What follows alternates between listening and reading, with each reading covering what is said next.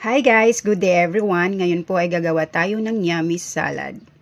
Chicken and cherry tomato salad. Ito po yung mga ingredients.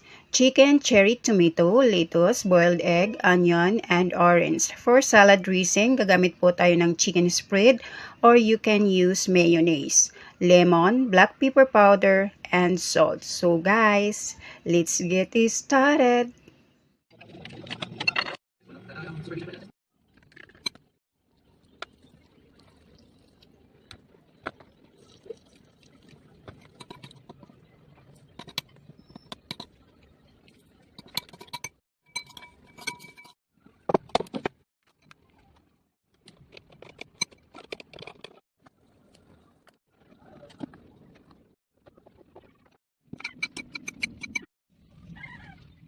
Hi guys! Ito na po yung finished product natin.